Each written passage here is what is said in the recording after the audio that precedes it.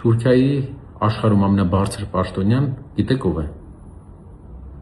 Ֆերիդուն Սինիրլիօղլու, ԵԱԿ-ի ղեկավարը, ով հերթականությամբ է զբաղեցրել այդ պաշտոնը, քանի որ մանդատը թուրքերինն էր։ Եղել է Թուրքիայի արտաքին գործերի նախարարը, հայկական բոլոր ռեզոլյուցիաների դեմ, հայերի ու մեր երկրի զարգացման բոլոր աջակցող ծրագրերի դեմ մարդ։ Հայտնի պրանկերները այսօր միջազգային սկանդալ են հրահրել նրա հետ կապնվելով եւ ներկայանալով որպես Հայաստանի վարչապետ։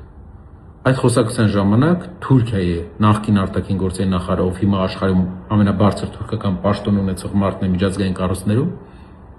ուղիղ հարց է տվել Հայաստանի վարչապետին, այսպես ասած, ասելիս դուք կարողանաք կաթողիկոսին փոխեք։ Кстати, вы можете это? Իդեպ դուք կարող եք դա անել, կարող եք փոխել կաթողիկոսին։ Երբ նրան հարցրել են իսկ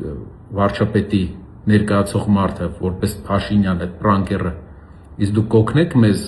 Կարապետյանի աջակիցների դեմ պայքարում,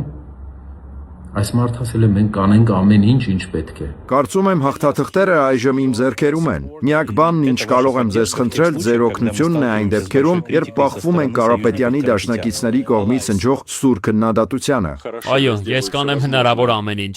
Ձայնագրություն այսօր 11:30 կհրապարակվի։ Ասֆալտ, ժողովուրդ ջան, կարևորը ասֆալտը լավն է։